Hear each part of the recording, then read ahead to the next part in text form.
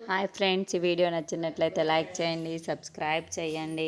వరలక్ష్మి కోలుకొని అసలు నాకు ఏం జరిగింది అని అడుగుతూ ఉంటుంది. ఆ మాటలు వినగానే అక్కడున్న వాళ్ళ అత్తయ్య మాత్రం నీ మీద విష ప్రయోగం జరిగింది అని చెప్పేసి అంటూ ఉంటుంది. ఆ మాటలు వినగానే అక్కడున్న వరలక్ష్మి మాత్రం అవునా, నా మీద విష ప్రయోగం చేయవలసిన అవసరం ఎవరికి వచ్చింది అని అంటూ ఉంటుంది. ఆ మాటలు వినగానే అక్కడున్న వాళ్ళ అత్తయ్య మాత్రం నీ మీద విషప్రయోగం చేసింది ఎవరో కాదు, నీ మాజీ భర్త విష్ణు గారే అని చెప్పేసి అంటూ ఉంటుంది. ఆ మాటలు వినగానే అక్కడున్న వరలక్ష్మి మాత్రం విష్ణు గారు ఎందుకు అలా చేస్తారు, విష్ణు గారికి అంత అవసరం ఏమొచ్చింది, విష్ణు గారు చెయ్యలేదు అని అంటూ ఉంటుంది.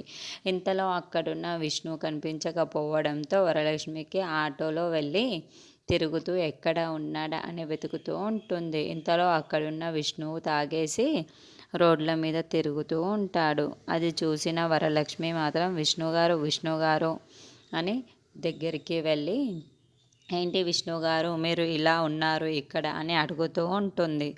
నువ్వు నన్ను అసలు ముట్టకు, నువ్వు నన్ను ముడితేనే నాకు ఏదోలా ఉంది, నా కూతురు నన్ను అసహించుకుంది, అది నీ వల్లనే అని చెప్పేసి వరలక్ష్మిని బ్లేమ్ చేస్తూ ఉంటాడు.